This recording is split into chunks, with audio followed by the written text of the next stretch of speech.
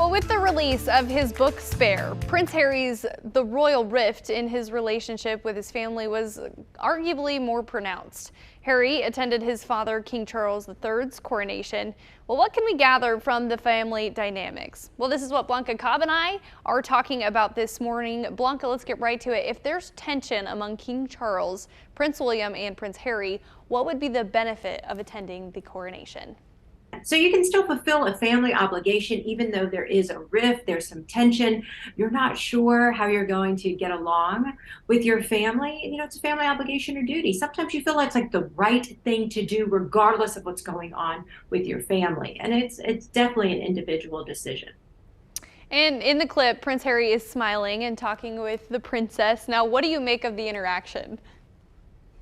When you're on the outs with your family, it doesn't mean you're on the outs with every single person in your family. You can be on the outs with one person or a couple of people. So what that means is you might keep your distance from one or two people, but then other people in the family, you can still be very happy to see them and very gracious in your interactions. So you think about it in your own family. Let's say, for example, you might be mad at your dad, but you're not at your mom. So what that could mean is when you see your dad, you may be a little more quiet, but when you see your mom, you could be very bubbly. All right, and so yesterday, watching the coronation, if you take a look at this clip here, Prince Harry is walking into Westminster Abbey for the coronation. What do you gather from his body language, as you are the body language expert?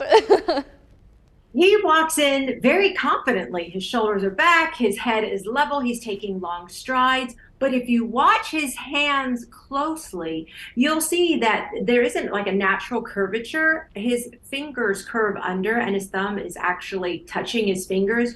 Normally, you can show a lot of tension or your emotional state in your hands and you don't even realize it. So that gives us a hint that he's feeling a little bit of stress. Now, given everything that's going on within his family, particularly with his father and his brother, it makes sense, right? It seems to fit that although overall he might try to be as comfortable as he can be, there are little bits where he's feeling this excess energy or anxiety and it's coming across in his fingers. That's really cool to look at. I don't think I ever would have noticed that before until you mentioned it. Well, thank you, Blanca. You can continue this conversation with her on our Facebook page, Blanca Cobb, Body Language Expert.